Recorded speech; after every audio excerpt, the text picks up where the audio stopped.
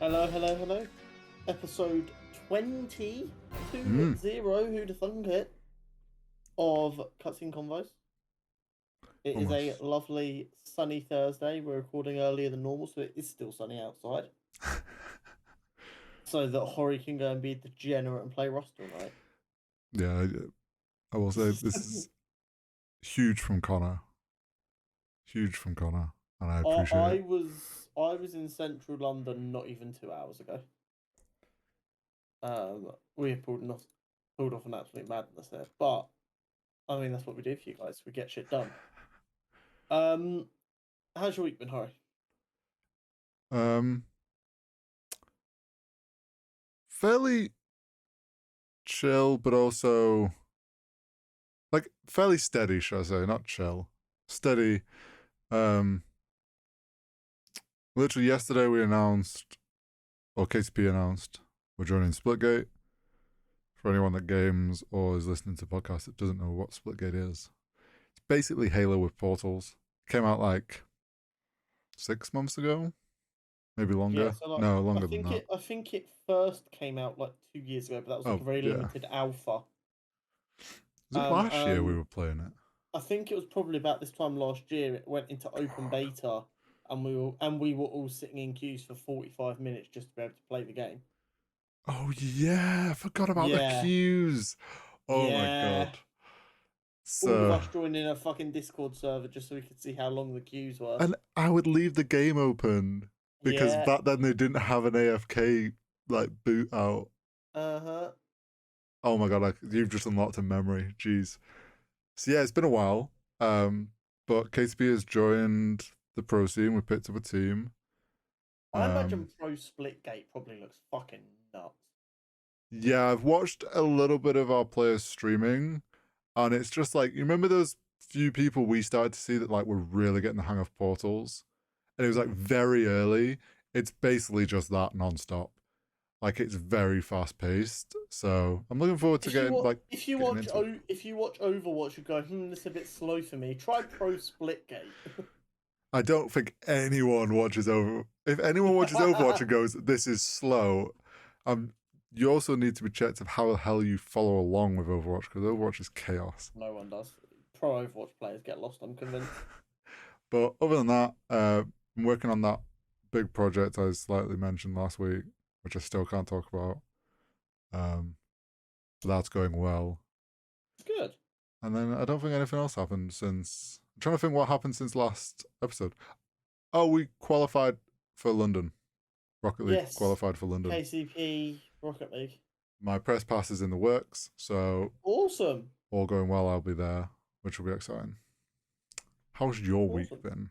Your half week? It's so weird because although it's like we're recording on the same day, yeah, we started recording like an hour and a half early, Mm-hmm. but it's like it's the same day, yet it feels like we recorded yesterday. I know And what I you don't mean. know why. This It, week has been very short. yeah, so for anyone that isn't in the UK that might listen to this, or, I don't know, is living under a rock, it's the Jubilee celebration of the Queen. So we all got 2 extra days off work. Well, normal people have 2 extra days off work. It doesn't really affect me. Um so yeah, so like my managers and some of my co-workers booked off Monday, Tuesday, Wednesday. So they had the whole week off. Oh, balling. So like the office was pretty fucking quiet. Mm-hmm. They were really long yet really quick days. Mm. And right now, if you told me it was Saturday, I'd completely believe you. Mood. I'm completely lost, and I don't know why. But no, my week's been fine. But I feel like I have nothing to say. I feel like nothing's happened. Yeah, and it's crazy because stuff has happened. But yeah, like I'll be honest, I literally finished the character profile 2 minutes before we started recording because it feels like my week's just been gone. But yeah, today was my first day off of my nice long 6-day weekend. Did you take an extra days off? Yeah, I took 2 extra days off for Monday, Tuesday next Nice. week. So we went out into Camden today, which was nice. Very sunny, very nice weather. Had a burger that was like cooked right in front of me. Anything Amazing. special about the burger? Just tasty. Wasn't good. any like fancy?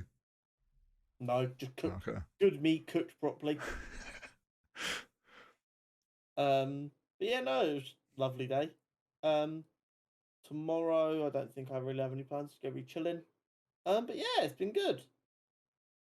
So I think brain. Brain just shut off. Yeah, there we go. mean- See you next week, guys. Brain said no. So character profile. There we go. That's what we do next. It is. I debated doing a couple of different things this week, as Harry knows, because he had to make a decision in the end. So I've decided at some point soon I'm going to do the invincible character profiles, but it probably makes more sense to wait for season 2 of that to be on the horizon. And then we had She-Hulk stuff, but I think I want to wait a little bit closer to She-Hulk coming out before doing that. Which I agree. And the boys' character profiles, I don't really feel like getting into. So I was kind of in a little bit of a rock and a hard place. And then I remembered X amount of episodes ago, I'm not going to pretend to know which one, we had the conversation about what characters we'd like to play. Yeah, that was a while ago. And I've since decided that actually, if there is ever a character in cinematic universes that I get to play, this is that character. Oh. So this is Access. His name is Axel Asher. And he has a very, very important job. His job is to stop the DC and Marvel universes from merging into one. Okay. So it's a little bit messy. His character has actually been designed to try and keep it a bit tidier. But basically, we had, before comic books, there was one universe. The Amalgamation Universe. Inside that universe were two brothers. They fought, the universe split in half. Right. Them brothers are DC and Marvel, essentially. They're the personification of them. They're like gods. So they obviously have their own universes, and that's where the heroes and that come into play. So basically, every time there's a crossover event, it's the two brothers fighting. Okay. So if they fight too badly, either one of the universes can be destroyed, or they'll remerge into one universe, killing loads of people, obviously. Yeah. So what we have is we have Axel, whose job it is to see when shit's going wrong and nip it in the bud. Right. He was created after some of the initial crossovers. So his retconning's a little bit weird, but it's comic books. Basically, the whole idea is he fixes the problem, but you don't always know it was him that fixes the problem. And unless he allows them to, the people involved forget about it. Right. Yeah. Which is why crossovers and that aren't like, you don't have Marvel heroes constantly worried about Superman coming crashing into New York again, because they don't remember it happening. As a result of this, he's actually co-owned by both DC and Marvel. Interesting. So he doesn't belong to one or the other. They co-wrote him, put him together, and went, okay, cool. There we go. That's our line right there. And it's interesting because of his power set as well. So he has cosmic awareness, which means across the two universes, he knows if something's wrong, what's wrong, why it's wrong. Right. Okay. He also has reality manipulation on a ridiculous level. So if something needs to be fixed because the two universes are trying to merge into one, he can just do it. And this is a really funny one. It's called an amalgamation power. Okay. And what this means is he can combine and separate heroes at will. That doesn't sound OP at all. I have no context to this power. but I'm gonna go ahead and assume it has something to do with the amalgamation stories they did, where they had character combinations like Wolverine and Batman making Dark Claw, Ah, okay. and they had Doctor Strange and Doctor Fate crossed together to make Doctor Strange Fate. Crazy. So I assume that was him. Right. And another really interesting thing about Access is I don't know why they felt the need to put this in there. Mhm. If Access stays in one universe for too long, because he can hop freely between Marvel and DC. Yeah. If he stays in one universe for too long, crossovers will begin to happen. So Okay. while it's his job to stop the two universes from getting all wishy-washy, he can accidentally cause it if he stays in one of the universes for too long. Can he not just sit in between? No. He has to just like teleport Lie on between the them. fence. Yeah. So yeah. So if anyone at DC or Warner Brothers or Marvel or Disney or whatever's listening, there you go. That's who I want to be cast as. I will be Axel Asher. I will be Access. So does that mean that Disney and Warner Bros. Share the film rights? I would assume so. I suppose the film rights probably I bet that specific character is their own thing and it probably hasn't been given out. No, because Disney outright own Marvel Comics. Oh, okay. Marvel Comics is also a subsidiary of Disney. Which is why Marvel also do the Star Wars comic books now. That makes sense. But I do not believe Warner Brothers own comics of DC. Yeah. They just own the film rights. Or have a deal for the film rights. I don't even know if they out and out own them. I think they might just like have might just be a Warner Brothers DC. Deal. Yeah. Yeah. So yeah. So I thought that'd be cool. And then we'll have the same problem next week of who the fuck do I write about. You never know, something might crop up. Could go into Star Wars character. We've got some big stuff coming up in the next couple of weeks. So it's going to be a madness from here on out. So you're all going to need to buckle in.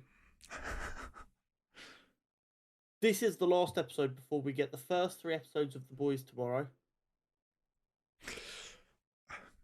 And the first episode of Miss Marvel next Wednesday. Oh yeah, that's Wednesday, isn't it? Yeah. We get crossover between Star Wars and Marvel. Yeah, it's going to be a mad episode. Anyway, so what we're going to do is, as we always do before something new comes out, we're going to go our final thoughts, what we want to see, what we don't want to see, what we're excited about for this new thing coming out, so that everyone can laugh at us when we're horrifically off, or go, wow, these guys know what they're talking about when we're right. We're normally right. Yeah. I mean, we have a really good track record. We have got a very solid track record. Yeah.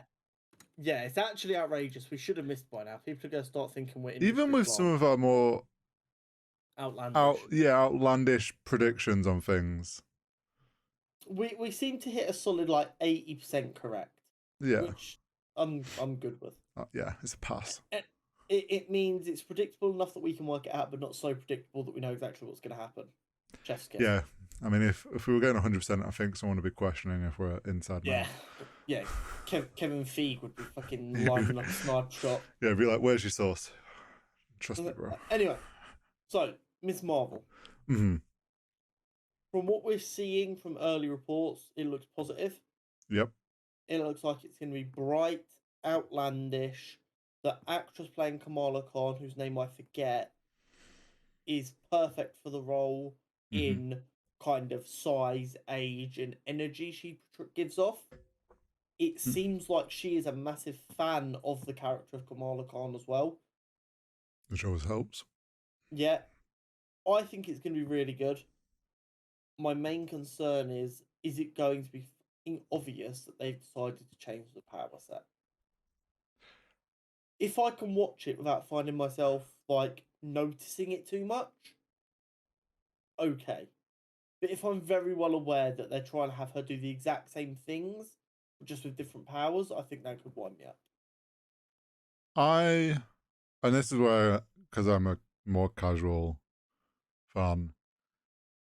I'm not too worried about the whole changing her power sort of thing, because the way I'm predicting it's going to be like, it's going to almost visually look the same as it would, and all her powers are going to work in basically the same way and be able to do the same things. They're just going to look cosmic instead of it being like her stretching. And I don't think that's going to be a massive, My like, it's a my visual change, but it's not a huge change in my opinion. my issue is I think we lose out on some of the story of her, because one of the first things she does when she gets her power is she shape shifts into looking like Captain Marvel. I And that's think like a big like emotional story point for her character in like the why she does that and stuff. I think going off the teaser, it seems that she bases her early outfit like looking like Captain Captain Marvel. Marvel. Yeah, no, I get that. So I think they'll play like the storyline and like that stuff will still be there. It's just going to be slightly skinned a bit differently, if that makes sense. And What's I think it'll be fine and people will be okay with it. I think they'll do a good job with it. what's really interesting to me is this character is younger than the MCU. Ms. Mm-hmm. Marvel's first real appearance was like 2012, 2013. By which point we'd already had the first Avengers film. Mm-hmm. So it's going to be really interesting to get our first kind of character that's that popular that didn't exist when this all started. Yeah, I get you. And I think that also says how important it is they do this right. If this character who's like 9 years old, 10 years old, is that important to fans already that you're willing to put them in a fit, like in the universe and use them, that means this character means a lot to a lot of people. You cannot fuck it up. No. And we've said this before, it's like Marvel generally gets the benefit of the doubt going into things because they have a better track record. Mm-hmm. So, I mean, I'm going in expecting them to justify the change like well enough that it satisfies the fans. Um, And I think it's whatever they do with these, like, because obviously, for those that may or may not have seen the trailer, I presume most people listening will have seen the trailer. I would Um, assume so. they're like bracelets now, and Yeah, I would imagine they're obviously going to tie that into her heritage. And then I think in the bigger scheme of the MCU storyline, I think they're gonna be tied some way similar to the Ten Rings and that sort of artifact. yeah. There is definitely a cosmic undertone to what's going on in the Marvel Cinematic Universe right now that's not being discussed. So I do wonder if one reason of the change is to try and help to tie into this story arc and a certain thing, like certain theme or idea they have going. It helps tie it in a lot easier. But I'm looking forward to it. So am I. I think no matter what, it's going to look beautiful. Oh yeah, The trailers and the colouring and the cinematography for all of it actually look really, really nice. So I think if nothing else, you'll be able to sit there and go, "Ooh, pretty." And hey, I've gone to see films for less, TV shows for less. yeah.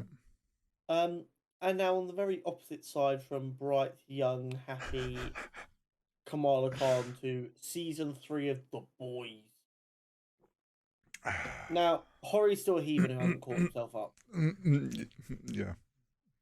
Um, Do you know what's really bad? I haven't even watched Stranger Things, and I said last episode that I would have probably watched all the Stranger Things by the weekend, but I didn't get around to it. I was too. Hori doesn't care about content confirmed. Yeah. So, and to be fair, there is a real chance tonight while playing video games, I watch as much of The Boys as I can, just to try and refresh what the fuck was going on. But basically, we left it off with Nazi lady dying. Stormfront, that's her name. I think she's dead. I think there might have actually been a tease right at the very end that she wasn't properly dead. She fucked up.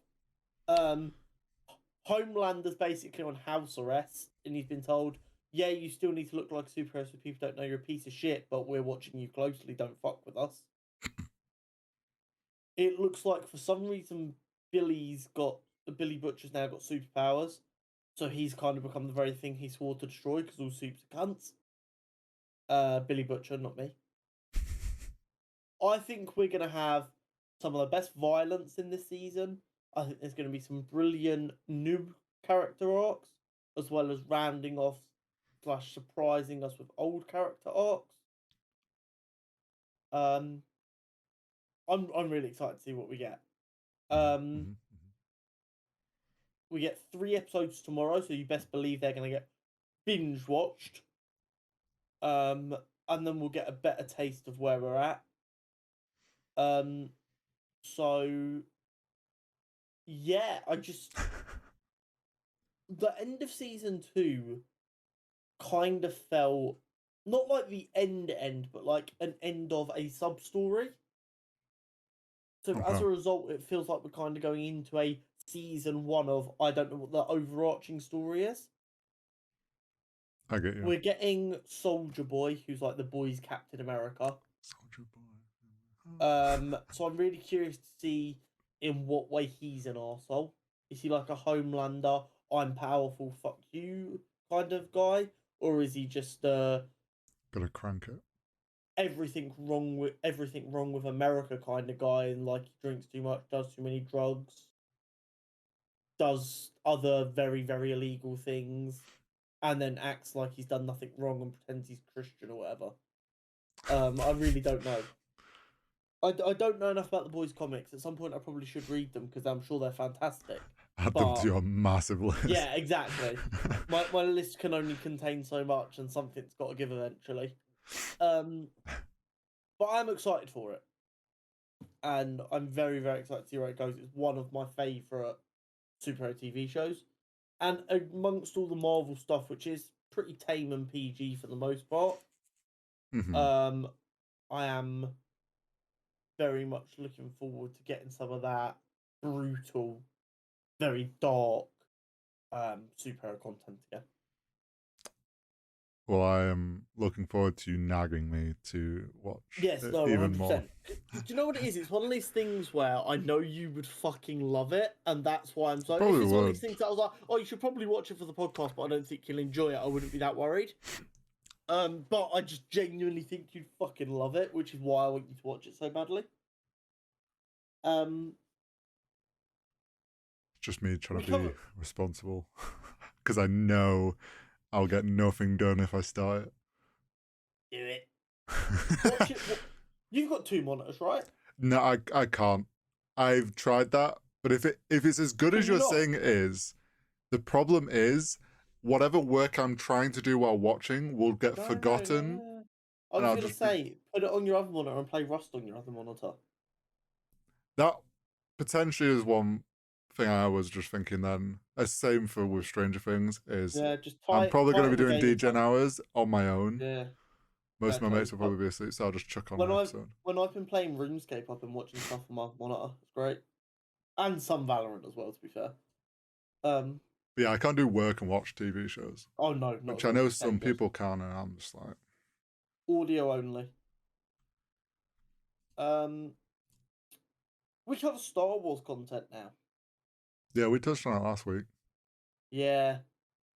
So... I feel like you've resisted Star Wars for as long as you can, and it's not... So, here's the thing, and whether people believe me or not is irrelevant. This is the God's honest truth.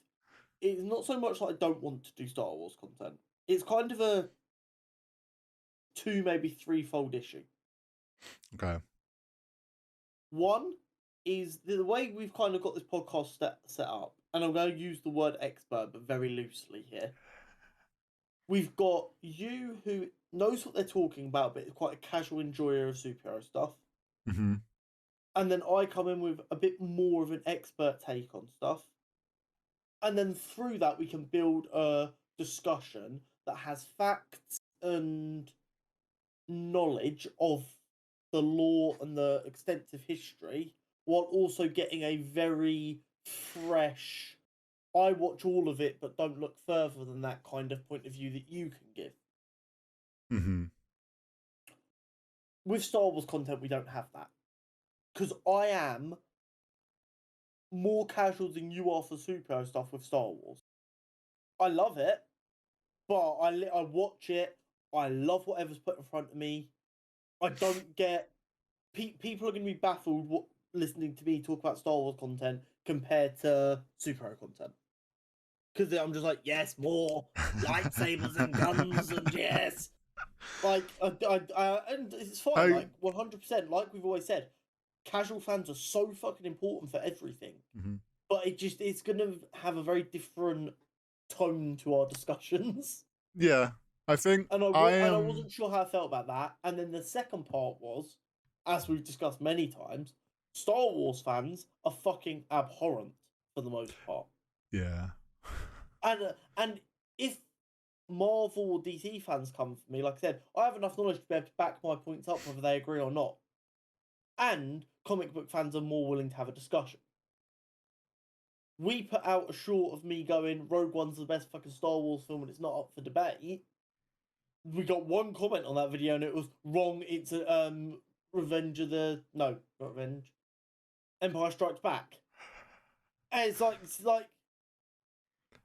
See, I'd say I'm more clued in on Star Wars than I am Marvel, I guess.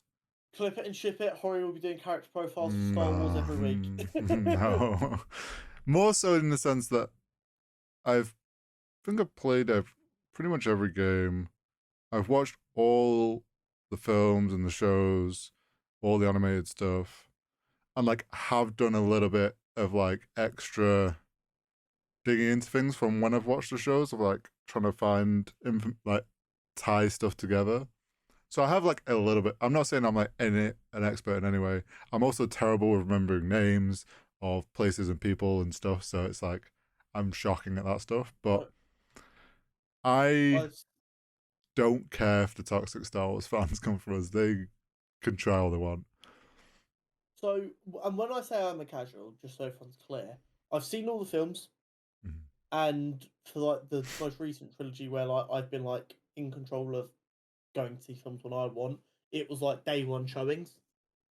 I've seen Mandalorian season 1 and 2, the first half of Book of Boba Fett, half of the Clone Wars animated show, half of Bad Batch. Like I always start Star Wars stuff, then something else comes out, and I just get sidetracked and then never go back to it. Yeah. And I don't get me wrong, I love Star Wars. I do have some very strong feelings about and thoughts about certain Star Wars things.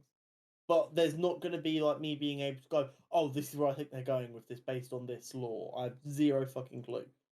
But the caving of me being okay with Star Wars content and us doing it was watching Kenobi episode 1, 2, and now 3. And just Instantly going, hooked. I have to fucking talk about this. Yes, we've got him. So it's going to be very different. So if you're expecting the same kind of breakdown that we give for the Marvel TV shows and stuff, I hate to break it to you, it's going to be a lot more like two friends talking about a show they're watching. Yeah. Which isn't necessarily a bad thing. It's just different. And different is scary, guys. Different is scary. Just a casual discussion about where we think the show's going and what's going on and what we enjoy. So episode 1. Now I need to be clear. Obviously, we binged episode 1 and 2, and then episode 3 came out yesterday. Spoilers for all 3, obviously. If you only watched like episode 1, it's probably not safe to listen to any of this because we might get the timeline confused a little bit and talk about stuff you haven't seen yet. Yeah, if you haven't seen all 3 episodes, don't risk it. It's probably too risky. Do you want to start, Harry? Sure. Straight off the bat, fucking love this show. I think they've done an excellent job with it. As they have done with pretty much every new Star Wars show they've been doing and all the new Star Wars stuff.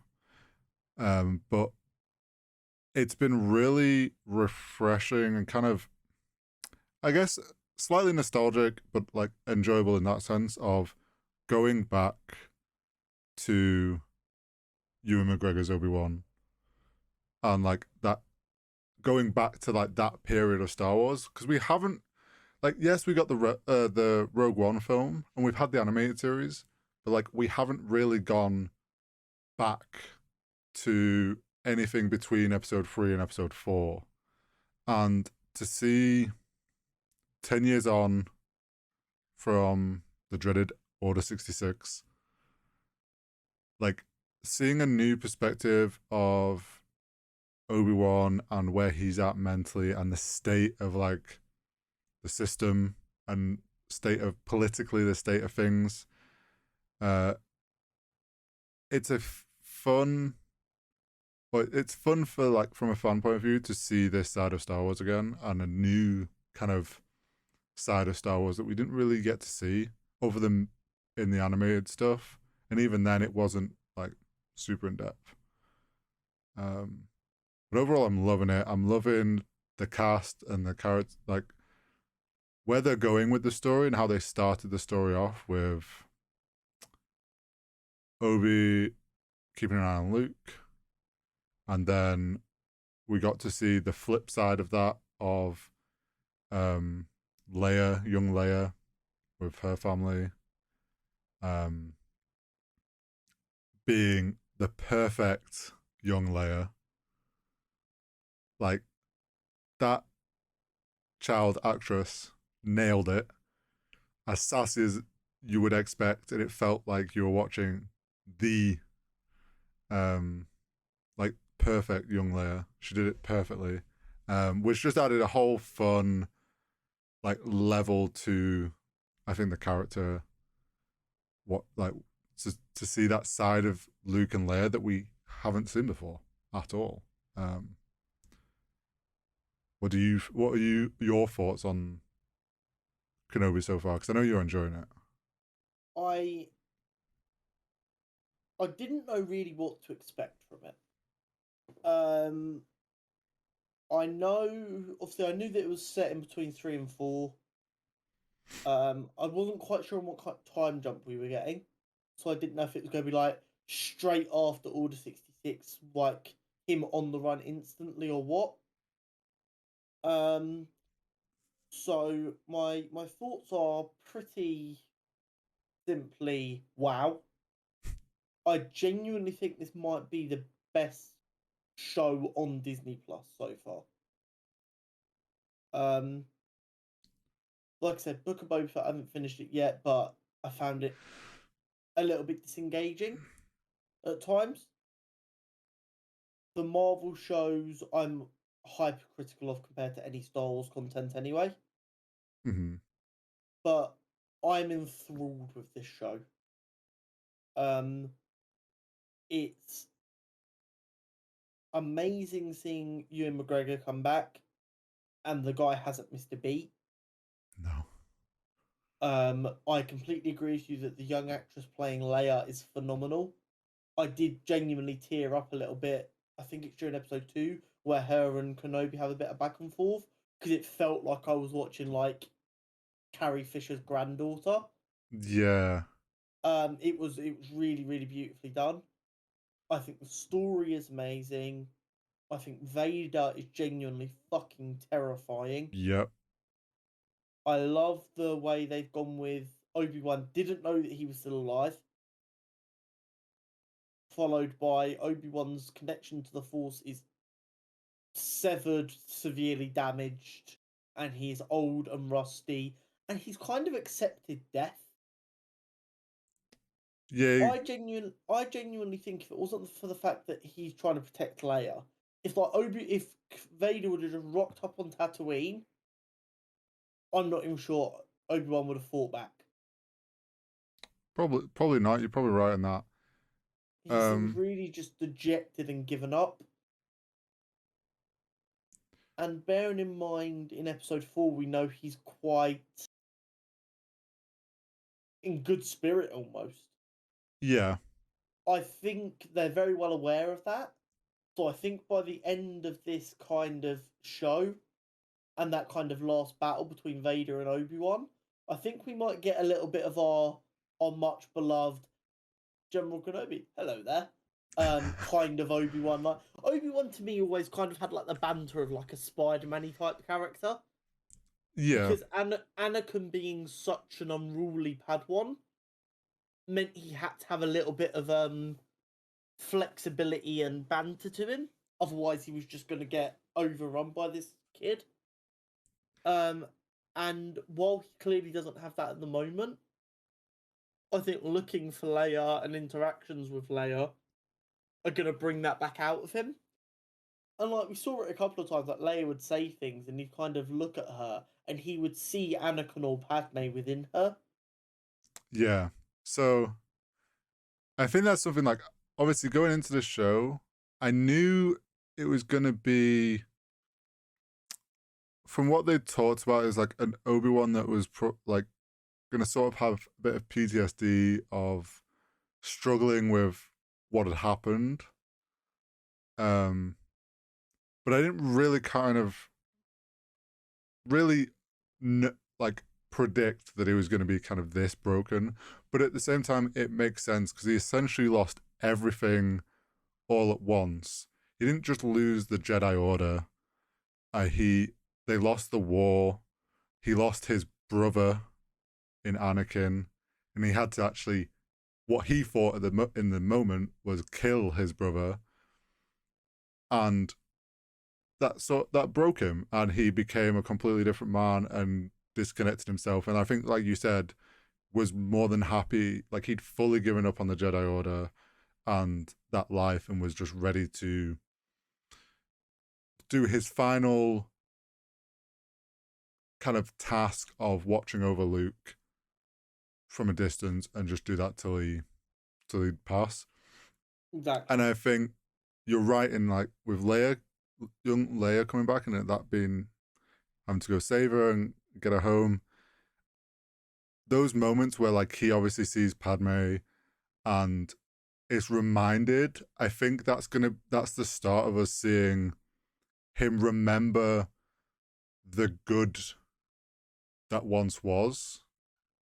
Yeah. And remember those times, rather than remembering and focusing so much on everything that went wrong in his world. And I think we'll see him slowly return to the Obi-Wan, or Ben as we know him in episode 4, where he has like a more positive light on the Force and being a Jedi and stuff. I've always kind of been of the opinion that Leia is more like Anakin and Luke is more like Padme. Yeah, I think they did a really good job of, in a way, being a bit of, because like Leia definitely has Padme's like political side of, like, I'm a strong independent woman and I'll stand up for like myself. But at the same time, she has that fieriness of Anakin. Oh yeah. That no fuck you, we're doing this right now. Yeah. She has like it all. George Lucas nailed their characters of having that mix. Like he really, and like the writers for this show really have put across that, like, you get the feeling of like the mix of Anakin and Padme. I'm interested to see, because obviously we saw a little bit of Luke, and it was really like the toy that he got for him, and then his uncle brought back to him, threw on the floor. And when you go to episode 4, he's playing with that toy, and it was such a little, like, just a tie-in little Easter egg that didn't necessarily need to be there. But like, it's small details like that I love Star Wars for, because they make the effort to, anything they do has purpose, in the sense of like it's something that showed up later and they want to tie in where it's come from, or like there's nothing that's kind of put in there pointless, if that makes sense.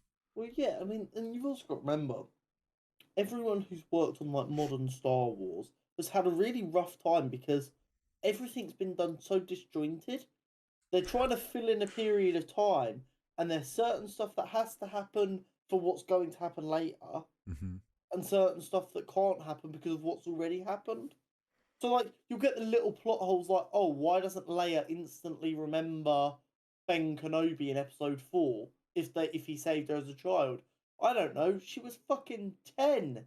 Yeah, and kind of being kidnapped's a bit of a traumatic experience. Yeah. And also, like, and then at the same time, you look back at bits of Episode 4, and there's enough there to make me think she does know who she's dealing with. Because, like, there's a bit where Luke says that he's here with Ben Kenobi when they're rescuing her from the prison section, and she gets up and trusts Luke straight away when she hears Ben Kenobi. So, like, there's enough in Episode 4 that makes me go, no, this isn't a complete stranger she's looking for. No. This is someone she's not sure if is even still alive or remembers her. Yeah, I think that's more it. And because she obviously sends R2. Yeah, exactly. So it's like... I do like that we got CC3PO. Briefly. I want to know when we're going to see R2, because it's kind of like an unwritten rule. Yeah. I wonder if, because I realized where I was going talking about Leia is like we've got like young Leia at the moment. I wonder if we're going to see an episode or two more on like focused on young Luke, and kind of get that side of what's going on. Maybe later on when he returns back to watch over him. Maybe. Because there's obviously in like Episode 4, Luke knows of Ben. Yeah. I wonder if it's old Ben Kenobi over the way. Yeah. Yeah, it's like, so he knows of him. So at some point that like distant watching over him changes to someone that Luke knows. So something's got to change there. Well, the one thing that I think is a genuine plot hole, and this one isn't Disney's fault in the fucking slightest, is everyone's opinion on the Force. Okay. In A New Hope, you've got Han Solo going, oh, you mean that ancient magic that definitely doesn't exist? And the Empire only existed for 19 years? Like, Han Solo is older than 19 in A New Hope. He was alive during the Republic. How does this man not believe the Force exists? Yeah, but I think you can get away with Han being... It's in his, like, character. Because obviously eventually, like, changes to fully believing in it, but... Yeah, but no, but, like, that would be like me... Like, I don't know, religion gets outlawed, and, like, no one does anything. And then someone who was born... Someone who's, like, 10 years old now, when they're in their 30s, goes, Christianity? What's that? That never existed. What do you mean? Like, well, no, you were a child when it was still cutting about. You know exactly what the fuck it is. But I mean, it's one of them things you just got to move on. But like, people getting bent out of shape over the fact that Obi-Wan Kenobi can't possibly go grey in the next 9 years is a really weird one when stuff like that exists, in my opinion.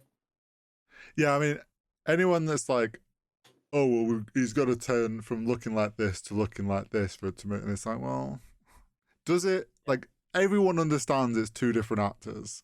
But it's not even that. Yes, he needs to look a similar enough age, but Ewan McGregor has more wrinkles than Alec Guinness did. Alec Guinness is just like bright white hair. That's the only difference. Can easily do that with stress. Exactly. And it's 9 years. Like, going grey doesn't happen overnight. Yeah. I did like how they showed Obi-Wan like slightly reconnecting to the Force, because you got the moment when he caught Leia was like his first proper reconnect with the Force, and then you got it again, which I don't know if I imagine a lot of people kind of picked up on this, but you got it again when he sensed Vader. I'm not even sure if that was him sensing it though. I think he I've was thinking about Anakin, and Vader sensed him, and then he like well, felt himself being detected. he sensed Vader coming because he was in the back room and he was like suddenly Oh, went sorry, panicked you and he mean episode 3? I think you meant sorry, yeah. the end of episode 2. Oh no, yeah. Episode 2, I think him discovering Anakin was alive kind of just brought tons of emotions back, and we got teased Anakin like in Darth Vader form. Which was incredibly done. And then episode 3, I feel we got, because people like, how's he not known that Anakin's alive? If he's 40's killed Anakin, and then over 9-10 years he's completely disconnected himself from the Force, he's not going to get that sense of the dark side, a strong presence of dark side or anything anymore. Like, that's all gone. So he would never have sensed Vader becoming Vader and that strength of the dark side. And him suddenly, that in episode 3, I think is him really reconnecting back to the Force, because he suddenly feels that sense of the dark side and the presence, and then he runs out and he sees Vader, and Vader then also senses him. Exactly. Because he senses him watching. And I think that was a really good moment to show like a bit of a reconnect between them two mentally. I also was not ready for that fight. I thought I wasn't ready for him to drag him through fire. The last 10 minutes of episode 3 were a fucking horror film, and I loved every second of it. That might be the most terrifying live action Vader we've ever seen. Yeah, I think there was a thing that they said, which before the show came out, which was something like, we're going to get a Vader, a scarier and angrier Vader, which everyone immediately was like, oh, maybe we're going to get that feeling we got in the game last. No, in Fallen Order, yeah. Fallen Order, when he's chasing you in the game. No health bar Vader. And he's just chasing you, and like, that is scary in the game. And it genuinely felt like pure anger and like. Yeah, the man's just fucking pulling men out of windows and killing them in front of their families. Like, which is what I am so glad they have done. Mm-hmm. Because Vader is incredibly powerful, and they've never really showcased that. Because when we did see Vader in live action, it was him slowly kind of letting Anakin come back out a bit in the films. Mm-hmm. So it's like he's obviously gets going through that. So we're seeing like a raw Darth Vader at the moment. I think the problem is that everyone likes to think that because Vader does end up coming back and being Anakin at the end of episode 6, mm-hmm. Everyone who's always liked the idea that he's always in there a little bit. No. In this show, I do not want to see a glimmer of hope of Anakin inside Vader. I want Vader to be this terrifying force that cannot be stopped for the entire fucking show. Yeah, I don't think we will. Because also tying it into episode 4, like, he talks in episode 4 about Anakin and Vader being two completely different people. So he obviously sees Anakin as gone, and the only person that ever sees a little bit of Anakin before he goes full Vader is Ahsoka in Rebels, I think it is. Rebels? No, I think it's in Rebels, because it's Ezra Miller and not Ezra Miller. Fucking hell. Yeah. Ezra, and that fight, he appears and he's like, but like in Rebels, I think it's between, I don't actually know where it sits in the timeline for Obi-Wan. I think it's before. Similar time. Yeah, it's around the same time, but like Ahsoka sees him with like he has like half a mask, so you still see some of his his yellow eye. And there's a very slight hint of Anakin still there, because they had a very strong connection. But I don't think Obi's ever going to get that. Question. Okay. We're getting the sequel to Fallen Order, which is Survivor. Yes. Which is apparently set 10 years into the Empire, right around the same time as Kenobi. Yes. And obviously, Cal Kestis is an actor. I forget the actor's name, but he is an actor. Like, Mm-hmm. it's not just a character. They've fully got an actor who does the motion capture and everything. Mm-hmm. What do you think genuinely the chances are that we see a live action Cal Kestis towards the end of Kenobi?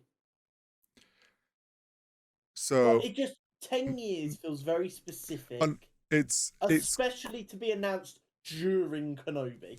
it also like people have already been wishing for this because in Well, you've got the perfect person, haven't you?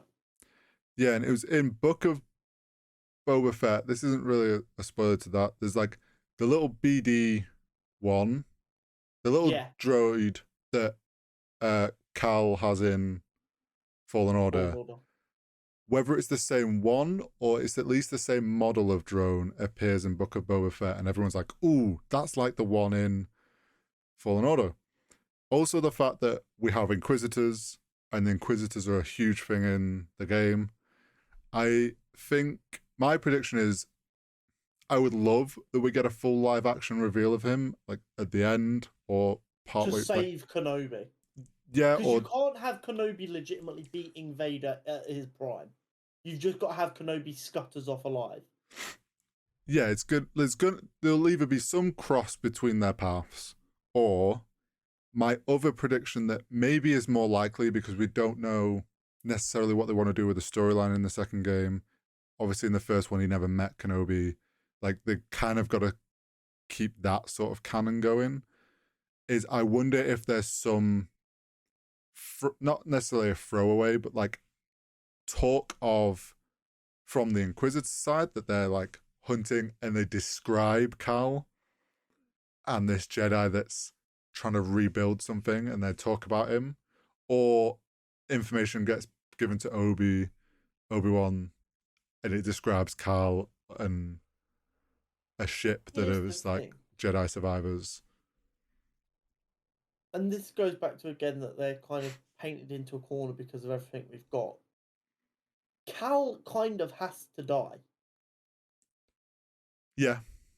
Because otherwise he would have been a part of the rebellion during episode 4, 5, and 6. Yep.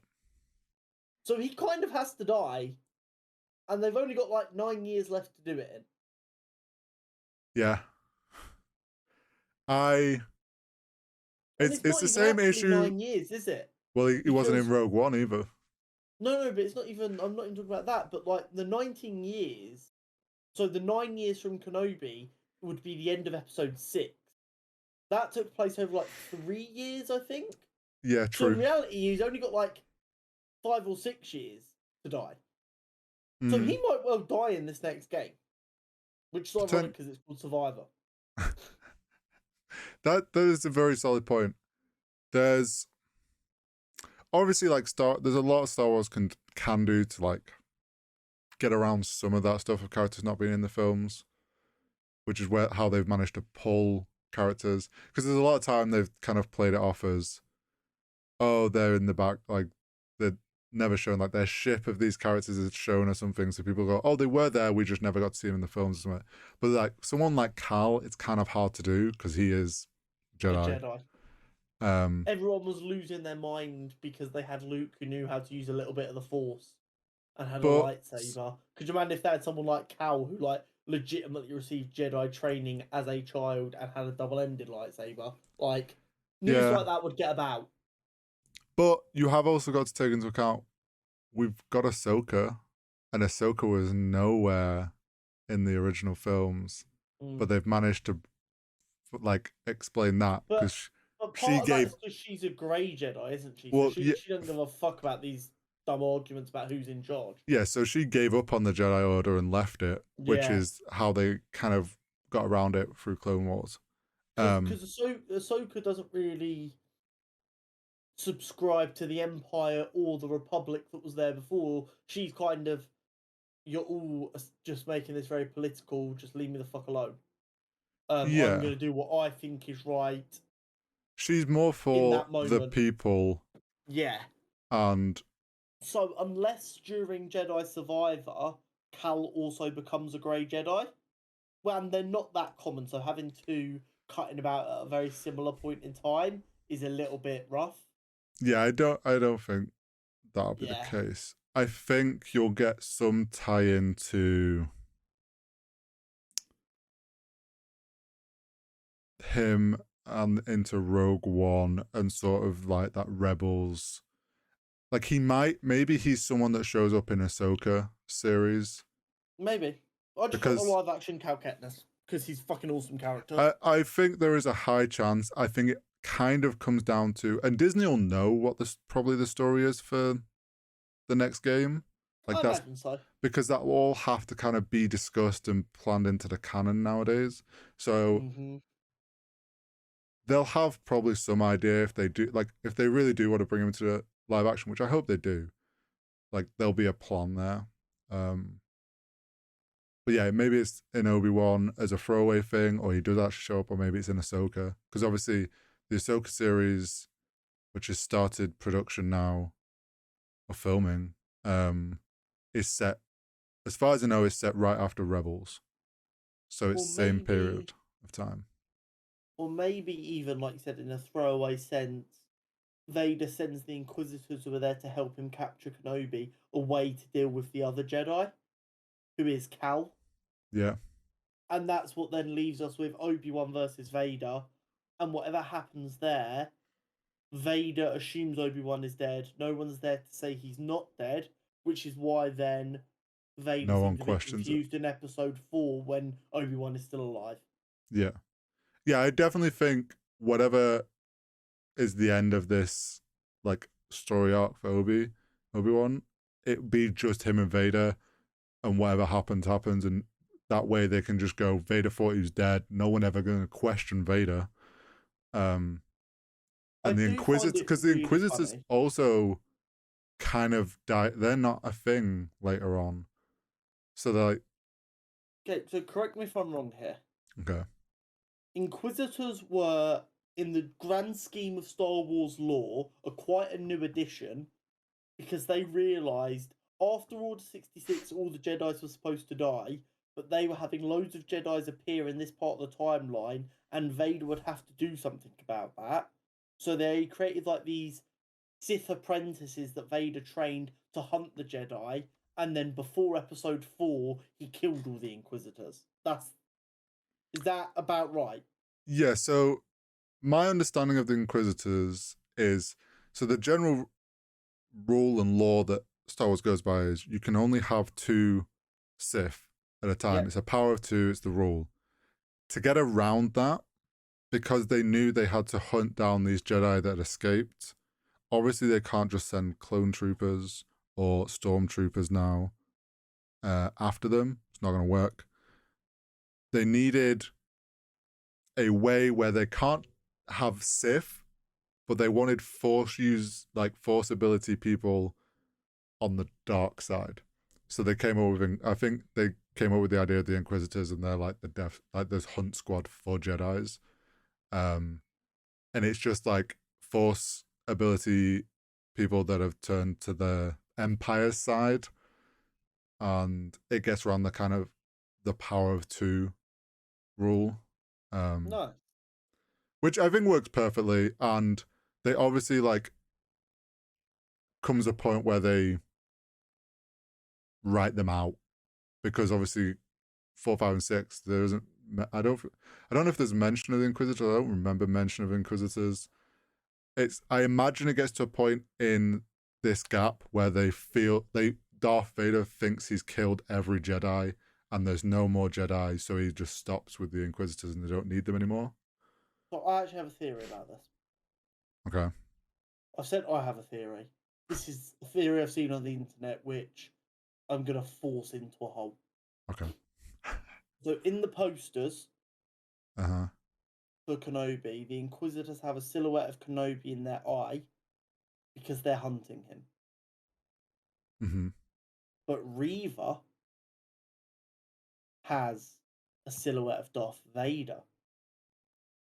So people are wondering if the little black Jedi we saw at the beginning of Kenobi during Order 66 is actually Reva, And she's gone to the dark side and she's angry, but she wants revenge on Vader. So what if near the end of this, Reva tries to kill Vader? Doesn't really harm him too much, but is a bit more than he would like to have to deal with on a fucking Tuesday. And at that point decides that the Inquisitors are more of a problem than a solution at this point, because he's having to hunt Jedi himself. They're trying to attack him, so he just kills all the Inquisitors. Yeah, so I think I've seen a similar theory in the sense, but I think the one I saw was more that she was a youngling, and because of Order 66, she ended up turning to the Empire side. And I think because of all that, she feels the Jedi failed her, which is why she's got such a focus on going after Ben or Obi-Wan. That's why she's so fixated on it, because she sees him as the final head of what was the Jedi Order that failed her and put her in danger, and sees them as a problem. And yeah, maybe there is actually a situation where maybe Vader and Obi-Wan have their spiff or whatever, and Vader thinks he's dead, and she doesn't like the fact that she didn't get to do it or close out that, and then turns on Vader, and maybe then that causes a whole issue and he gets rid of the... I do think there's going to be something along the lines of he's done with their use, so he gets rid of them, or they push him they push the limits of what their power is against him, and he gets rid of them. Either way, like they have I think a set timeline. I do agree. But like I said, I'm very casual when it comes to this Star Wars stuff, but I'm in love with Kenobi as a show. I think it's brilliant. It is everything I was hoping for it to be. Same. And long may it continue. Is this a 6-episode series, or do you know if it's any more? I actually don't know. I think it's 6. The thing though is like it gets me. At Connor and Hori not having information done. It's got me even more excited for the Ahsoka series. Yeah. Because that's going to be a super interesting period where we get another connection between the animated series. 6 episodes. Okay. And the live action. Because it continues from Rebels and it fills this gap. And it's gonna, I know it's gonna be done as well as this, and that gets me very excited. So kick off. As a casual, and like I'm never gonna pretend I'm not casual when it comes to Star Wars. As a casual, Ahsoka is by far my favorite Jedi. And that was before I knew she was a Grey Jedi, and I think Grey Jedis are fucking awesome. So now she's just Ahsoka clear. Ahsoka is clear. Oh, she's great, and I'm so. It's one of those where, like, in hindsight now, because obviously she was in the animated series, it would have been amazing if they'd had her in the live action. But in the timeline of the live action films that we saw in episode 1, 2, and 3, like, she didn't fit into there. But I'm glad that we're finally getting live action Ahsoka and getting to see a new, like, that'll bring another area of the Star Wars storyline that we need to kind of fill in. I would very much like, though, in the not too distant future, us to move out comfortably beyond the most recent film, or go back far enough that they can just do live action interpretations of lore that is very clear, so that we don't have this community bullshit of people arguing over if it makes sense or not. So we either go so far ahead that it's all brand new and we can just watch and enjoy, or we go back to the stuff where the lore is really clear and well written, and they can just make it live action. I don't mind which, but we need it soon. Apparently, whether this is true and whether they go back on the word or it's just rumors or whatever, but apparently they are fully done with the Skywalker storyline. They're not going to make any more films like into that. Obviously, there's these shows that are filling the gaps. But I think things like Mandalorian, which obviously set for like in that gap between 6 and 7, like that gap still got to be filled. But Yeah, that gap's decent sized gap. Regards to like films, I actually would expect them. It's easier for them to go back. There's so much because of how clear the lore is. Yeah, and there's just a lot there they can work with, and especially in like I forget what the period of time is called, like the Old Republic. No, it's like real. I forget. It's like the Imperial something. It's when the Siths were the stronger side. I'd love to see a dark, like more Sith weighted Before world. the Rule of Two kind of time.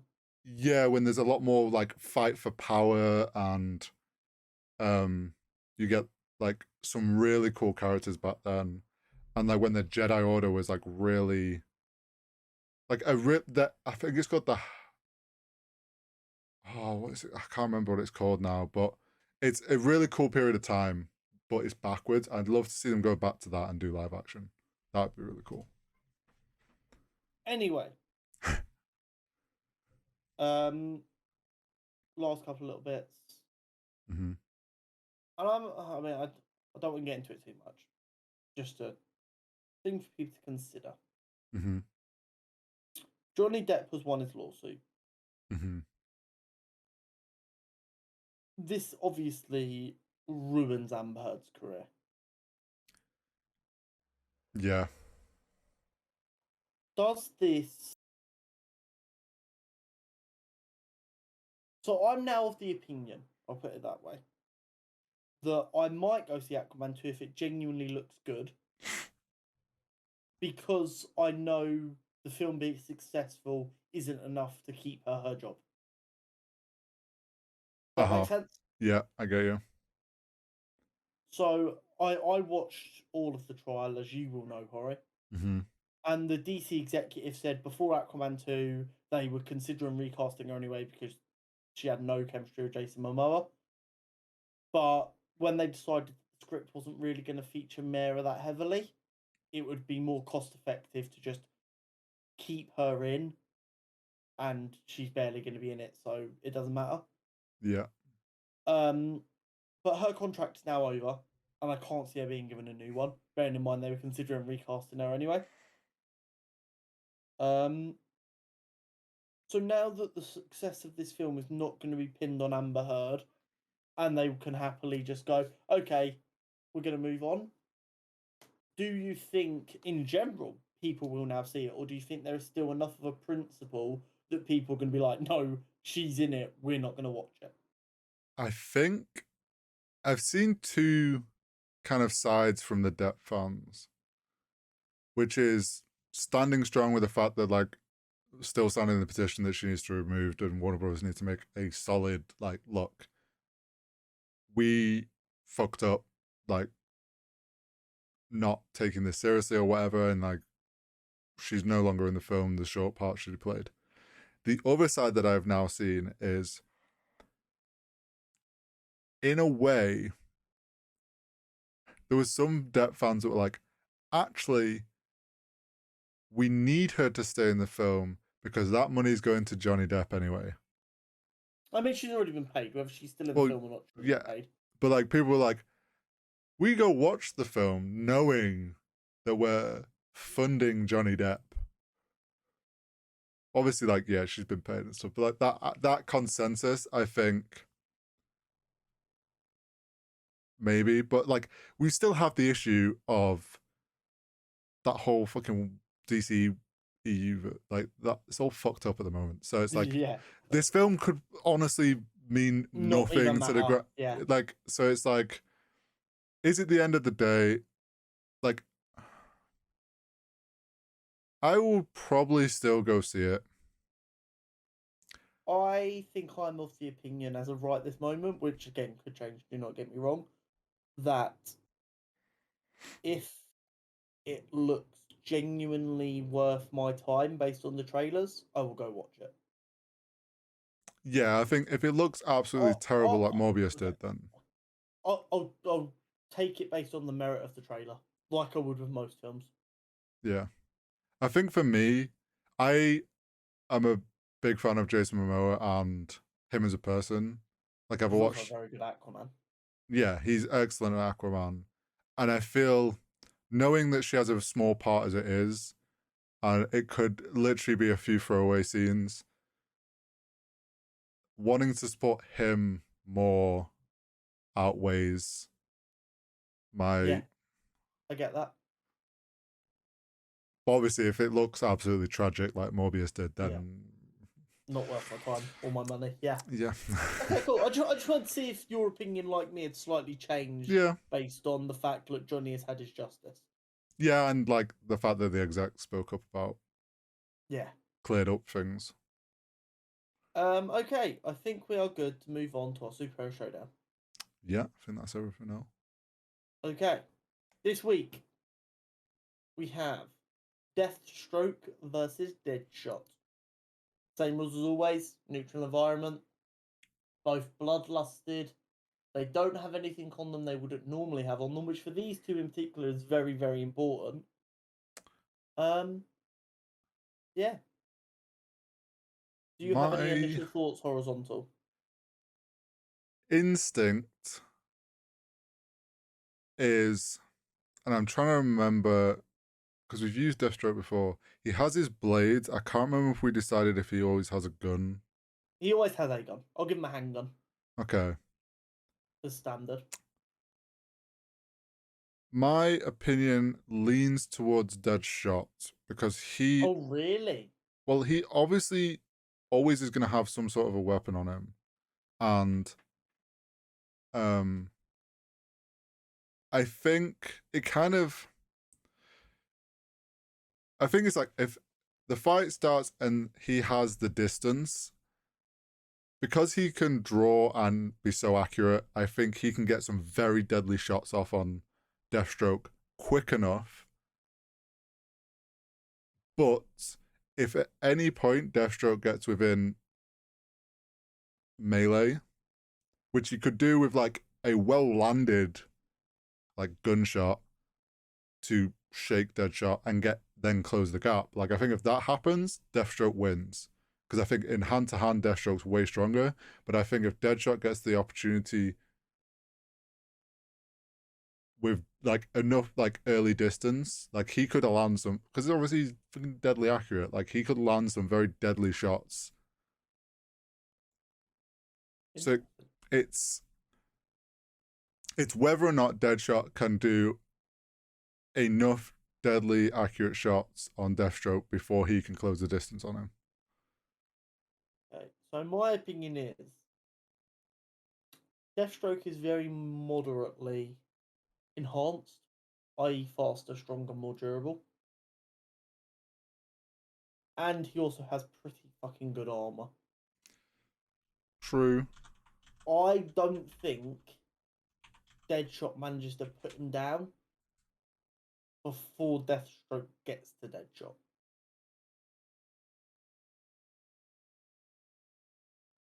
I'm looking up what weapons Deadshot always has on him. Because that kind of makes the difference. I know. I would always expect him to have a rifle on him, as well as his machine gun wrist mounted things.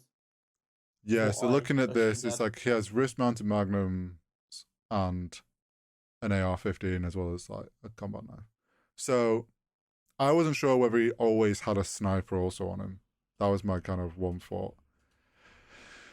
It kind if he has if he has armor piercing rounds or whatnot in that AR, I think he can do some pretty nasty damage to Deathstroke. I don't think we can assume. But he has yeah, armor like rounds. I think I would probably lean like maybe 2/3 of the time Deathstroke wins, 1/3 Deadshot wins. I think Deathstroke, as long as he closes the gap and like as soon as that gap's closed, like it's over. I think there's some chances where Deadshot wins because of he lands shots in the right places that slows DeathStroke down and he's accurate enough. But like to hit those shots every time, even for DeadShot, is pretty tough. So I think the best I can give you is 75-20. That's not 100. 25, sorry. I was like, what's the last 5%? Last 5% is I just come in and beat shit out of both of them. It's a draw. I think my issue is everyone defaults to the DeadShot doesn't miss, but they also forget that is when he's in control of the situation and he's executing a hit, so he's setting himself up on a roof where he's planned everything out. True. Not they're dropped into an arena and they're told to kill each other as quickly as possible. Yeah, that's a good point. So I think the very best I can give you is DeadShot wins 25% of the time. The very, very best. But regardless, you said 1/3 versus 2/3, which means we think DeathStroke wins this. But yeah, it was definitely always going to be a bit interesting. I think DeathStroke just being more well-rounded. Yeah. Was always going to be more well-rounded and DeadShot definitely this stronger in melee and close quarters, which in a situation like this, that person's generally always going to come out on top. Mm-hmm. Depending who they're against, obviously. But you're never going to believe this. Go on. Next week is our last match in the first round. The bracket. Ooh. Exciting. I know. Is it going to be a whitewash? Next week? Yeah. I don't know, actually. Next week is Scarecrow versus Captain Cold. Interesting. Mm. Well, tune in next week to find out our decision on that. Yeah. So that'll be fun. But it's been a really good episode. It actually proper mellowed me out after a very long day. Nice. So no, that was really fun. Once again, thank you all for hanging out. Like the video. Do it now. Helps a lot. 80% of you aren't subscribed to the channel. I don't even want to do that because it's like 91%. It's heartbreaking. But you never do the correct percentage. All those YouTubers to get one generic screenshot that's like it's like 80%, 20%, and like 80% of you aren't. And it could actually be 50-50 or something, and it's like 91% of you genuinely are not subscribed. If you're a Star Wars fan, Shorts coming back. Shorts coming back on YouTube. I've been lazy. It's not been lazy. I got my PC and it was a change in process as well as other stuff, and I've only just got around to working out how to once again make Shorts work for YouTube in a timely enough manner to make it worth it. But they're coming back. We're going all in. June, July, and August are huge months of content for us. Yep. So after 2 very good weeks with our medium form content, which we appreciate, thank you. We want to fully go all in and use the Shorts to hopefully jettison us into a very, very good summer. And I reckon by the end of June we can get another 15 subs so that we can get our own URL. So that would be very nice. Then when I randomly say youtube.com/cutscene convos on my friends' streams, it will actually do something. Which would be great. Yeah. But thank you very much for hanging out with us as always. Yes. And we'll Star Wars fans, don't hate us. Yes. We are just casuals. Do not shout at us. Honestly, no, but do you know what the crazy thing is? I'll happily be shouted at for my Marvel and DC takes because like they're well thought out takes. If you disagree, let's have a conversation. My Star Wars takes are fully like proper casual, like lightsaber go. So someone shouting at me for that just gonna make me go, but I just like it. What do you mean I can't have a rainbow lightsaber? We just ignore them. Exactly. But thank you very much. Hori's gonna go watch The Boys right now so that he's caught up and ready for tomorrow. Am I? Yes, he is. News to me. Go. Okay, catch you next week. Yeah, we'll see you next week.